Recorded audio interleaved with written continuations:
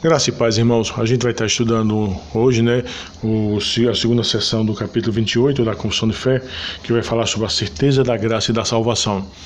Então, só dando uma geral naquilo que a gente já viu, já está considerando, a certeza da salvação não é algo que a pessoa tenha por si só, não é algo que a pessoa tenha decorrente de uma decisão que ela faz. Certo? A certeza da salvação é algo que o Espírito Santo infunde no coração do crente. Certo? Porque é Ele que testifica com o meu coração que eu sou filho de Deus. É Ele que testifica com o meu espírito que eu sou filho de Deus. Então observa. E como é que se sabe se somos filhos de Deus ou não? Obras, frutos. Se conhece uma árvore pelo seu fruto, se conhece um crente pelos seus frutos. Então a importância da santificação, a importância de nós termos frutos dignos de arrependimento consiste nisso. Certo?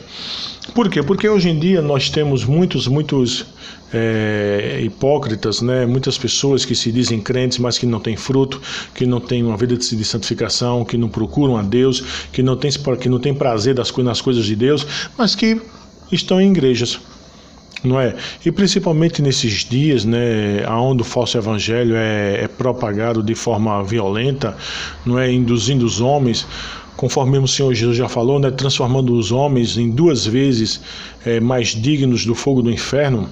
Por quê? Porque os homens pensam que têm compromisso com Deus e não têm nenhum compromisso com Deus. E a experiência e a evidência disto é o fato deles não terem obras, deles não terem frutos, deles não terem vida que leva a Deus. Como nós vimos no sermão, não é? As características dos eleitos são forasteiras, ou seja, nós não somos daqui, nós somos eleitos antes da fundação do mundo, certo? Nós somos eleitos para a obediência, então a terceira característica do eleito é obedecer, e a quarta característica do eleito é ter o sangue da aliança sobre si, tá? Que foi o que a gente viu lá em 1 Pedro de 1 a 2, e o ter o sangue da aliança sobre si é ter os seus pecados perdoados, e nós também vimos que o Senhor Deus só perdoa o pecado do seu povo, Apocalipse 1:5, entendeu? Vai falar isso aí. Tá, então, a nossa confissão vai trabalhar o seguinte, ela vai dizer da seguinte forma: essa certeza não é simples persuasão conjectural e provável, fundada em uma falsa esperança. Ou seja, ninguém é eleito de Deus, ninguém pode se considerar salvo, certo? Porque simplesmente começa a se achar salvo. Então a pergunta é: qual é o fundamento lógico da tua salvação? Por que tu estás dizendo que é salvo na pessoa bendita do Senhor Jesus? Se tu não anda em novidade de vida, se tu continua com as mesmas mazelas dos teus pecados, as mesmas coisas erradas, atitudes erradas que tu tinhas. Entendeu? Então observa, a certeza da salvação não é o que é produzido, não é o que o homem diz: eu agora vou ter essa certeza porque eu achei bonito essa questão. Não é isso não, irmãos. Mas não é isso mesmo, tá? É algo mais importante do que isso. Certo? Então, a gente vai ver alguns textos aqui. Então, o Hebreus 6, o 11 e 19. Hebreus 6. Deixa eu abrir aqui as escrituras. Hebreus, capítulo 6, o verso 11. Hebreus 6, o verso 11. Certo? E depois o verso 19. O verso 11 vai dizer da seguinte forma: desejamos, porém, continue cada um de vós mostrando até o fim a mesma diligência para a plena certeza da esperança. Certo? E o 19 vai dizer da seguinte forma: a qual temos por âncora da alma, seguro e firme, que penetrou além do véu, que no caso é Jesus, Ou seja, nós temos essa esperança, entendeu? Que penetra além do véu, Cristo. Certo, irmãos? Então veja bem. Deixa eu achar aqui, eu retornar aqui para a confissão. Pronto. Essa certeza não é simples persuasão conjectural e provável, certo? Fundada em uma falsa esperança, mas uma infalível segurança de fé fundada na divina verdade das promessas da salvação, certo? Então, por que é que eu tenho essa certeza de salvação? Por que é que eu tenho essa convicção? Como eu já falei, porque o Espírito vai testificar com o meu Espírito que eu tenho. E por outras coisas até muito simples de ser observadas, irmão? A própria Escritura vai dizer da seguinte forma: que se estás sem correção, do qual todos são participantes, logo és bastardo. Então vamos lá, um filho de Deus, ele quando peca, ele é disciplinado pelo Senhor. Primeira coisa é essa. O ímpio não. Entendeu? Só que não para aí. Um filho de Deus, além de ser disciplinado pelo Senhor, ele é levado ao arrependimento. O ímpio não. O que o ímpio tem é um remorso segundo o mundo, tristeza segundo o mundo.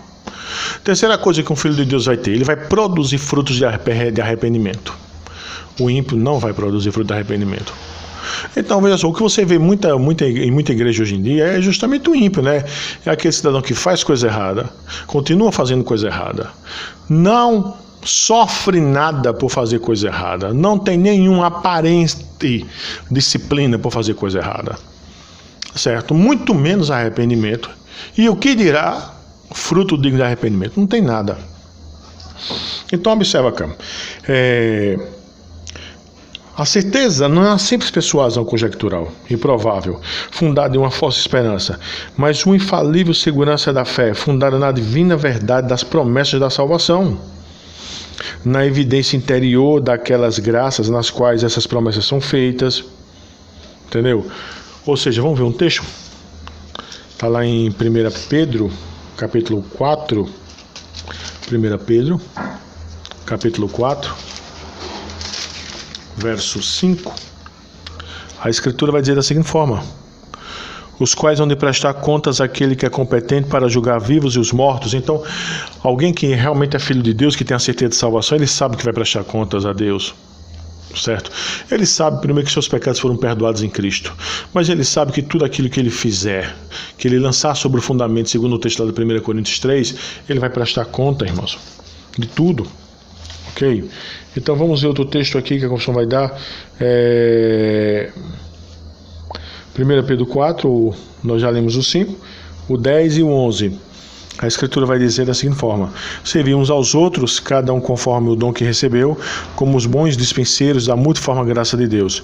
Se alguém fala, fale de acordo com os oráculos de Deus. Se alguém serve, faça-o na força que Deus supre, para que em todas as coisas seja Deus glorificado por meio de Jesus Cristo, a quem pertence a glória e o domínio pelos séculos dos séculos. Amém.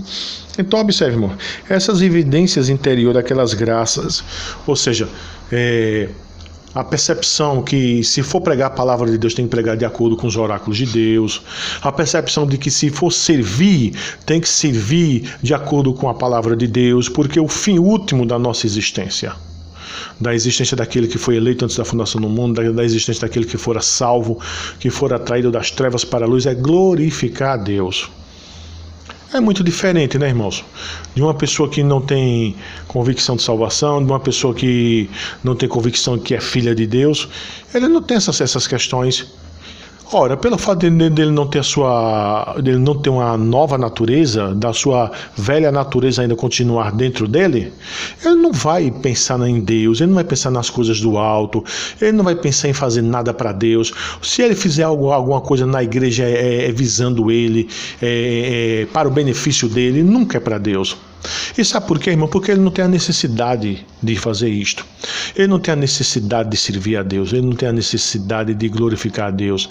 Ele não tem a necessidade ele não tem aquele olhar, sabe? Que ele olha para a obra e diz: meu Deus do céu, a obra está faltando isso, está faltando isso. Ele não tem aquela disposição de servir a Deus. E ele não tem porque ele não tem a nova natureza. Simplesmente por causa disso. E por não ter a nova natureza, não tem a convicção que é um filho de Deus, que é crente. Então, uma das coisas que manifesta aquilo que nós somos, que nos gera convicção, é quando essas graças que Deus dá a quem regenera se manifesta. Vontade de servir, quando o pecado é disciplinado pelo Senhor, Deus leva ele ao arrependimento, ele produz fruto digno de arrependimento, ele ama a palavra, se dedica à palavra, porque é a palavra que limpa. João 15 vai dizer isso, é a palavra que limpa, vós já estáis limpos pela palavra. E quando nós estamos limpos pela palavra, nós podemos sim dar frutos. Mas ora, só pode ser limpo, meu amigo, só pode ser limpo se for regenerado, porque o homem natural não entende as coisas de Deus, porque ele parece loucura. A Escritura vai dizer isso lá em 1 Coríntios. Entende, irmãos? Então veja bem, nós temos aqui esse aspecto, né, que a confissão fala, certo? Que a evidência interior daquelas graças nas quais essas promessas são feitas, no testemunho do Espírito de adoção, que testifica com o nosso Espírito que somos filhos de Deus, é o texto lá de Romanos 8, 15 e 16, certo? Como a gente já tá vendo, e compreendendo que esse Espírito é o penhor de nossa herança, Por que nós somos selados para o dia da redenção? Efésios 1, verso 13 e 14, Efésios 4, verso 30, 2 Coríntios 1, 21 e 22. Então, santos, aquilo que nós somos em Cristo Jesus, entendeu? Aquilo que os verdadeiros crentes são em Cristo Jesus, o Espírito é o selo, o Espírito é o penhor, o Espírito está dentro dele, o Espírito transformou ele, certo? O Espírito testifica com o Espírito dele que ele é filho de Deus. O Espírito é que faz ele compreender as coisas de Deus. Compreende? Então observa, o Espírito é que dá convicção de que nós somos filhos de Deus. Os hipócritas, aqueles que não são eleitos, aqueles que não são salvos na pessoa bendita do Senhor Jesus, eles não têm isso. Eles podem até estar na igreja, podem até gostar do ambiente de igreja, gostar do que é feito dentro do ambiente de igreja, mas eles jamais serão, de fato e de verdade, filhos de Deus. Tá? Então, pensemos nisso. Tá, irmãos? Pensemos nisso, tá bom? E que Deus nos abençoe, que Deus nos proteja, que Deus nos dê um domingo debaixo de sua graça, debaixo de sua proteção. A Ele toda a glória.